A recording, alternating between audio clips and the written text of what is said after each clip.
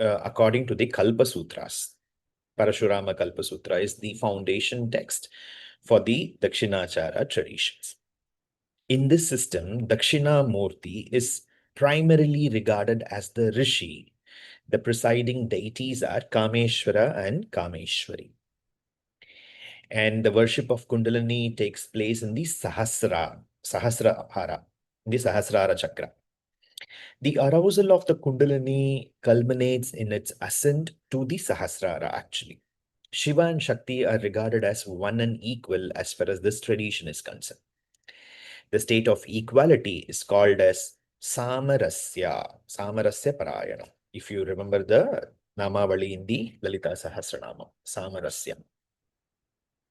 The deities worshipped include Mahamaya, Sharada, and forms of Parvati, such as Tripura Sundari and Bhala Tripura Sundari, Rajashamala, Varahi. These are all the predominant forms of worship in this tradition. The ultimate goal of this path is moksha and release from the samsara sagara. This is what is the foundation or the beliefs of the Samayachara tradition. Now let's look into what is kalachara. It is quite contrast in nature. It is considered to be the left-handed path or the Vama Marga. It is based on the Tantra Shastras. Worship is performed according to the tantric injunctions as given in the various scripts, actually. And Bhairava is generally regarded as the Rishi in the Kolachara tradition. There it is Dakshinamurti, here it is Bhairava. Ananda Bhairava. Bhairava is regarded as the Rishi, sorry. The deities are Ananda Bhairava and Ananda Bhairavi. Ananda Bhairava and Ananda Bhairavi. Kundalini is worshipped in the Mooladhara Chakra. Kundalini is worshipped in the Mooladhara Chakra. And after arousal, Kundalini rises to the Sahasrara, but returns to the Mooladhara to rest, actually, as far as the Kalachara traditions are concerned. In this system, Shakti is dominant, actually. Shakti is dominant. She stands above the prostrate of Shiva, actually. If you see many of the traditions like Tripura Sundari sitting on Shiva, Kali standing on Shiva, they are all a part of this Kalachara traditions, actually. But if you see in the Dakshinachara traditions, you will see that Shiva and Shakti are seated together, actually. You could have seen these pictures or the iconographies. And worship is centered upon Tripura Bhairavi and her forms. The goal, according to the text, the goal is predominantly Kamya Siddhi, actually, Kamya Siddhi. But Kalacharam, though Kamya Siddhi is Pradhanam, but teachers around the tradition, including Guruji Amritanatha Saraswati, have proved to be a living mumukshu coming from the Kalachara tradition, and even following the Kalachara tradition. They have, they have emphasized as how, mukshutvam is also very primary and predominant in the Kalachara tradition. But generally, according to the Shastric injunctions, the traditions as it is being followed, most of the practices that are there in the Kalachara traditions are actually for Kamyartha Pradhanam, actually. That is what it says.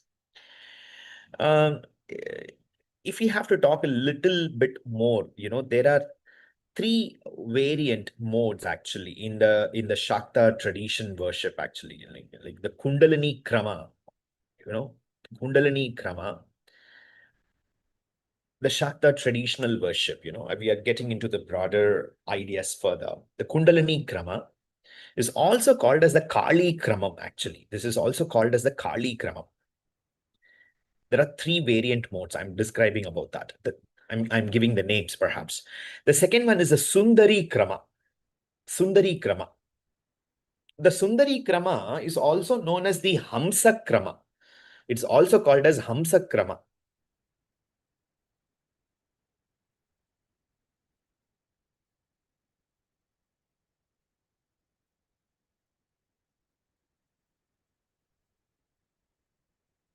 And the third one is Samavarodhini Krama.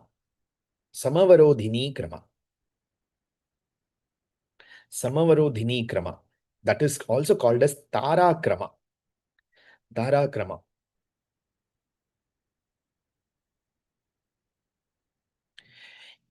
In the Kundalini Krama, the arousal of the Kundalini is prominent. The practice is sattvika in nature. The most of the practices are very sattvikam in nature. And Sri Chakra is worshipped in the Khadi method, actually. Khadi. What is Khadi, Hadi Vidya? We will get into that later. Most of you will be knowing these words actually because of the exposure from the internet and other places. But we will look into it.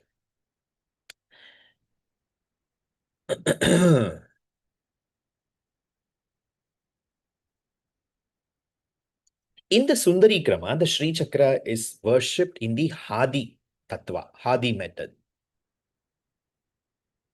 In the Hadi method.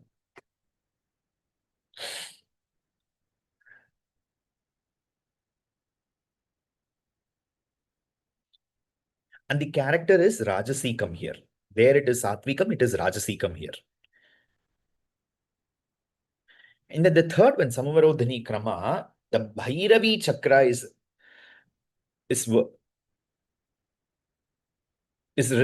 worshipped here. The Bhairavi Chakra is worshipped here. And the method is Sadi. Sadi method. Sadi Vidya. And the mode described is Tamasika in nature. This classification is especially relevant for the followers of Srividya because when we talk, the Kali Kula, Sri Kula is the broad identification actually. If you remember, I've spoken about the Kali Kula and the Sri Kula when we were talking about the Dashamaha Vidya traditions actually. You remember? That is a broad idea of, the basic idea is the fierceness of the deities and the Shanta, the softness in the deities. That is the primary distinguishing aspect of the Kali Kula and the Sri Kula. Here, this tradition of what we are seeing, the Kali Krama, Hamsa Krama, or the Tara Krama, is within the Sri Vidya tradition based on the Kadi, Hadi, and the Sadi Vidyas. This is the classification which is there actually. Now, let us go a little bit further actually. These different schools, these three, Kadi, Hadi, and Sadi Vidya, they have their own methods and means of worship actually. And particularly the Tamasa mode of worship in the Shakta tradition involves the 5 articles, which starts with the word ma, pancha, makara, makaram. What are the pancha makaras? Madhya, mamsa, matsya, mudra, and maithuna. These are the 5 panchamakaras: wine, meat, fish, gestures, and copulation. These are the 5 methods. The Mahanirvana Tantra describes this as Lata Sadhana, spiritual practice, involving the opposite sex, involving women, is regarded as the embodiment of Prakriti or Shakti actually.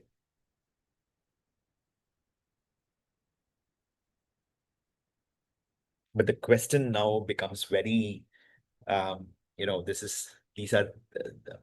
these are all like ongoing research. There is a lot of writings that have happened because when we talk about, having women in the center of all these practices, it looks like, she's used as a ways and means of mechanization to achieve something higher. And also, it is male-centered worship. Males are doing the worship and they are using women as as an article, as a part of the, these are all patriarchal debates that exist within the system in various sensibilities, actually.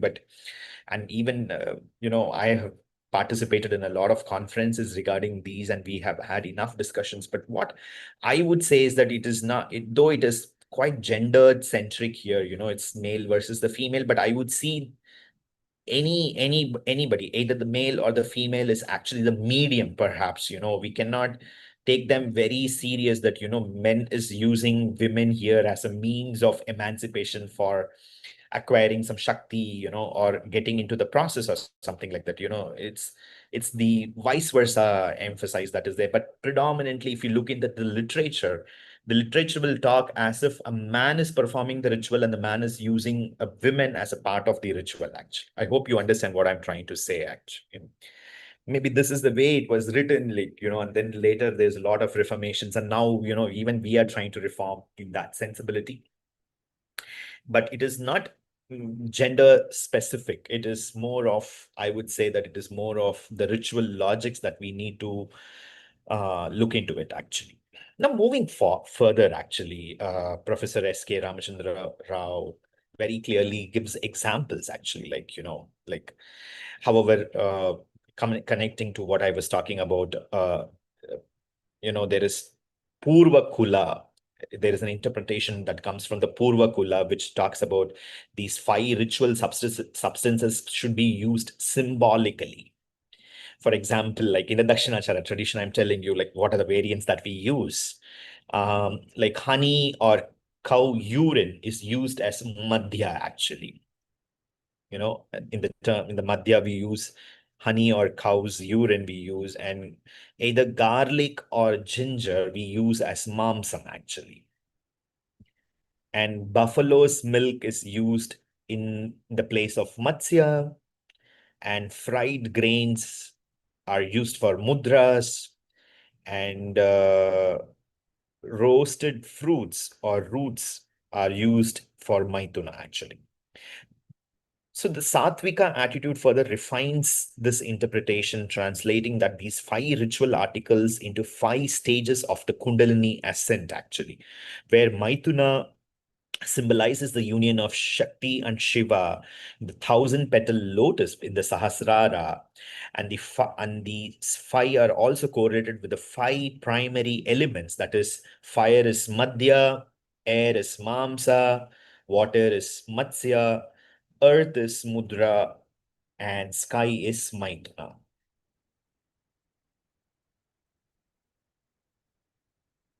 Getting it, all of you?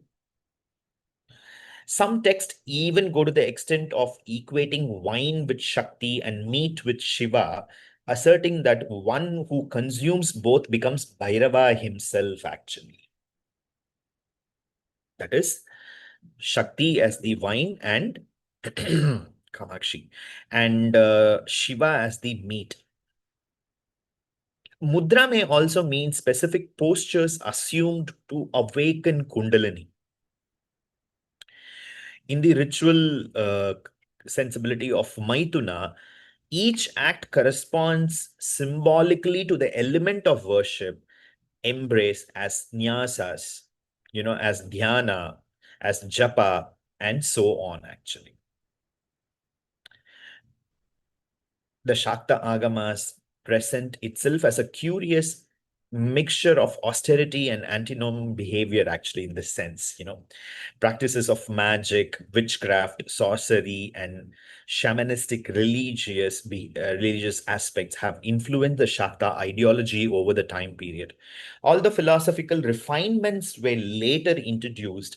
These were marginal additions. The dark aspects of what we call from the Tantra is, they all have been refined over the time, and they do have a space within the larger domain of the Tantra Shastras. The conception of mother as the sole principle produced as the complex individual who is seen as a mother and goddesses, that is matrikas, yoginis, and feminine counterparts in ritual practices is also very central to the traditional understanding of Srividya. That is, Shakti ideology supported the discipline of the Kundalini yoga, mantra sadhana, and Shat Chakra Bandhana. And Samayachara tradition is very core to this, actually. But also it inspires the occult practices such as Dyuti Yaga or Vamachara, Shatkramam, Lata Sadhana, Guhya Pujanam, Shavasadhana, all these traditions, or Shama Pitika, or these all Chakra Puja. Now you ask me to explain all these things, I'm not going to explain. You just know it as of now. Include the recitation of mantras, particularly it is mentioned that in nude states, or in front of naked women, or even in Snena Yaga, these rituals are performed in the Vamachara traditions, actually. It is emphasized, however, that such extreme practices were always limited to very small and isolated groups. Generally, Shakta practices remained austere and within the normal moral frameworks, actually. And that is the reason within the Srividya tradition, the dakshinachara tradition is very, very prevalent, and it is highly acceptable because these rituals are safe as far as the practices are concerned. Let's go a little bit more into the Shatkarmas, actually. The Shatkarmas are the magical procedures, like particularly which are controversial in nature. These include the Sthambanam, that is paralysis, Mohana, delusion, Uchatana, driving away, Vashikarana, attraction and enticement, Vidveshana, causing quarrels among people, and Marana, killing people. They were all performed secretly using occult means, actually. Alongside these were beneficent procedures also. Shantika, pacification, Paustika, nourishment and health, and Snataka, Santanaka, because I've been dealing with our graduation ceremonies, Snatakotsav Vaibhavam, actually. Santanaka, that is progeny.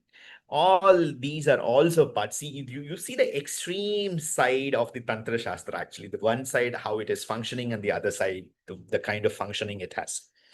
Although considered tamasikam, the text such as Prapanchasara attribute elaborate mantras like the particularly with reference to the sadhana of the Trilokya Mohana Chakra in the Sri Chakras, how to accomplish either of all these 6 deeds, actually.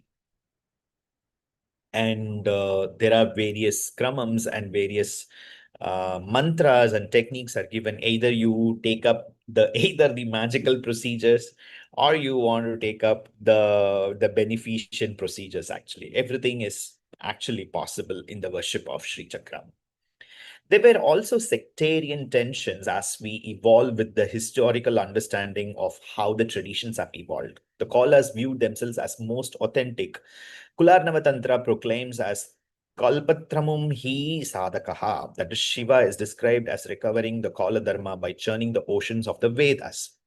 Within Kaulas, the Uttara Kaulas emphasized external rituals, while the Purva Kaulas preferred symbolic internal worship, actually. So within the kalachara tradition, we have 2 aspects, actually.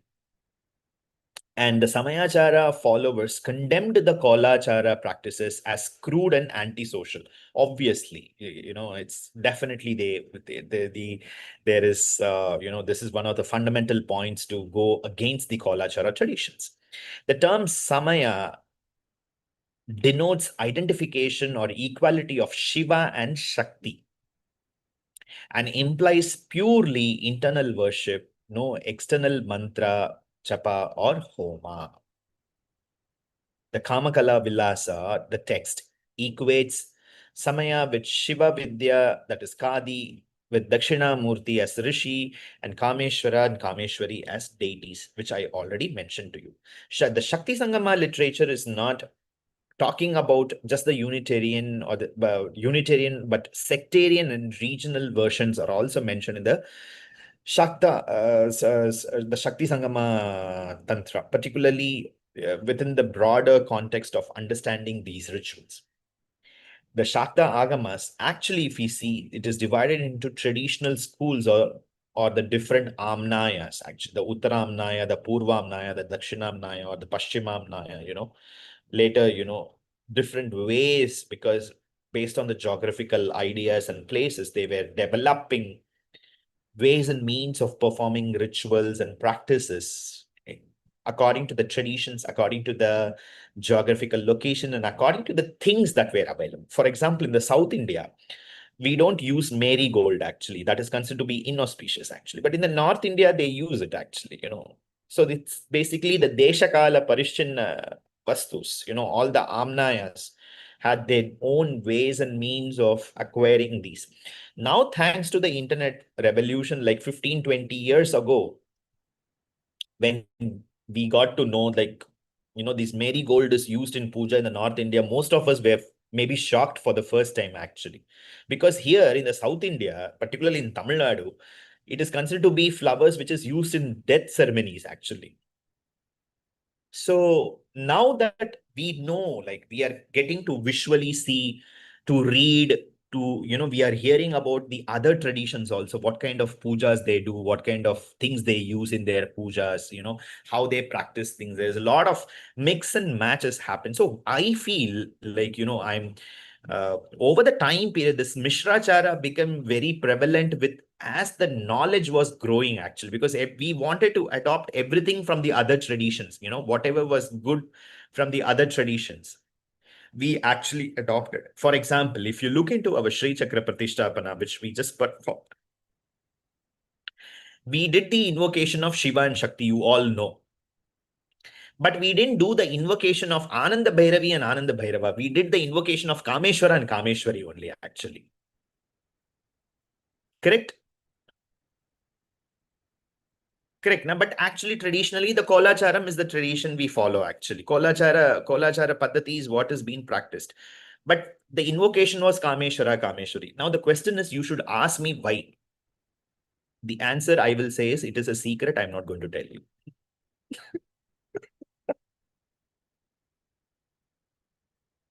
That's the best way to escape, perhaps, in Srividya or in this tantric traditions. I mean, maybe I can answer this, but maybe you all get to the levels of maturing so that I can, I can get a scope to answer this, or explain this to you so that you just not understand it at a knowledge level, but you perceive it actually, what I'm trying to say. So let's move further. So the Purvamnaya, like we have been talking about, I'm just giving some ideas about these Amnaya Pitas. The Purvamnaya emphasizes the Kalachara and Kuleshwari, along with the Trika doctrine from Kashmir. Dakshinamnaya is associated with Sri Vidya and Kamakala doctrine. Uttaramnaya teaches Krama doctrine and the worship of Kaleshwari. And the Paschimamnaya advocates Trika doctrine and the Kubjika worship, actually. So this is the way the entire traditions are placed. Actually, should I repeat once again for you? The Purvamnaya is on the Kolachara and the Kuleshwari traditions, along with the Trika. Trika is from where? Kashmir, actually. You remember I taught you from the word. That's the reason I'm using this word, actually. And in the Dakshinamnaya, predominantly in the Dakshinamnaya is what is Sri Vidya, basically, and the Kamakala doctrine. And in the Uttaramnaya, it is Krama. It is the Krama doctrine and the worship of Kaleshwari. And in the Paschimamnaya, it is about the Trika doctrine and the Kubjika worship, actually. Kubjika worship. Okay. What happened, Sriram Chellapaji? Stopped writing. Getting confused.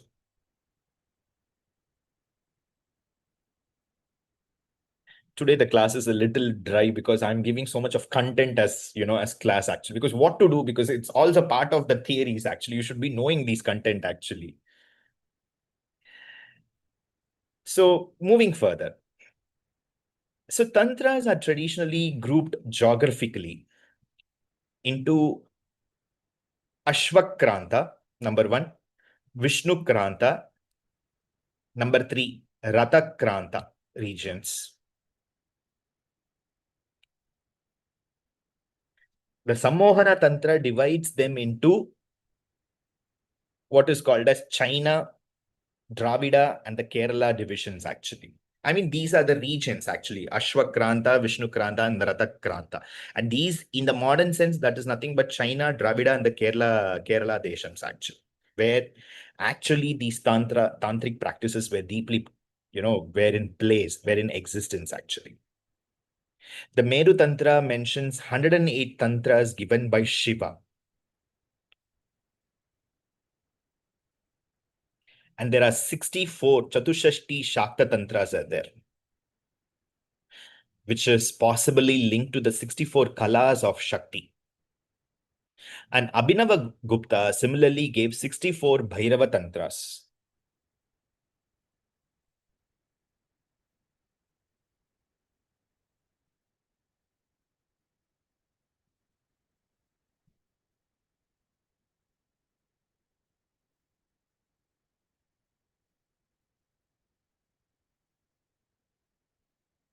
There were also, we saw when we were discussing about the Dashamahavidya traditions, like we understand the fact that several tantras were referenced with the Buddhist works also, particularly from the 6th century onwards. The Jayadratha Yamala credits 9 Natha Siddhas, especially the Matsyendra Natha, with introducing the Shakta Tantras. There's a lot of intermingling with the Buddhist traditions, with the Tantric traditions between India and, between Hindu understanding, the pan-Indian understanding, and the Buddhist understanding, actually. And finally, we see that, from all these ideas, Tantra is moving towards Vedanta, actually, like how Vedanta gets infused within Tantra, and also Srividya. And particularly, we have to give credits to Shankara's guru, Adi Shankara Bhagavad Pada's guru, Gauda Padacharya. Gauda Padacharya is one of the major reformers who brought in a lot of Vedantic ideas and interpretation to the Tantric text. And Srividya Ratna Sutra, Shakti Sutra.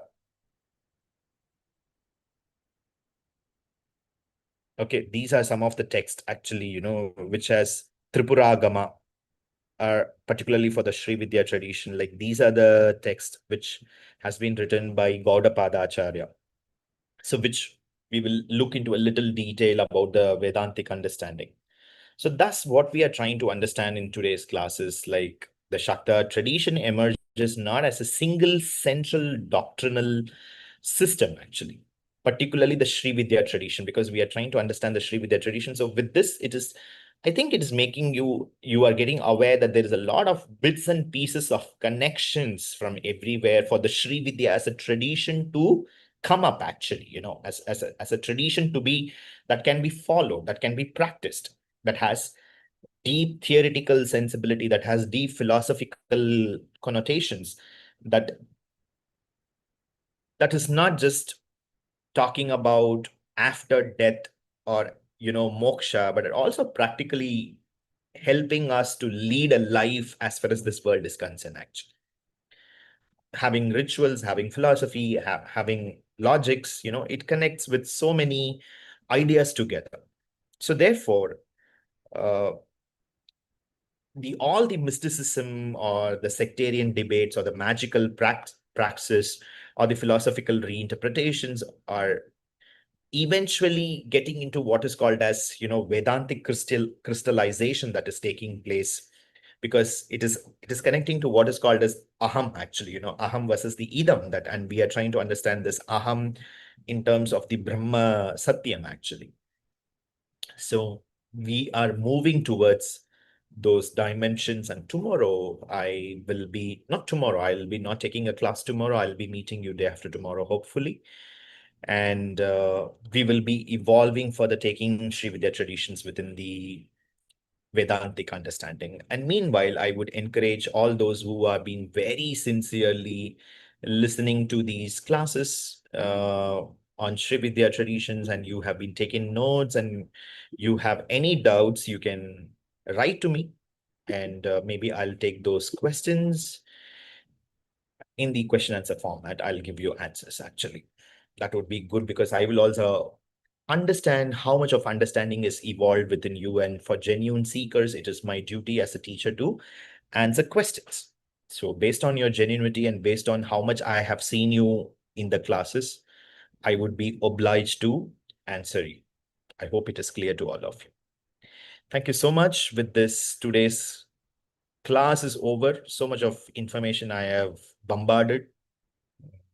Go through the class once again in YouTube if you want.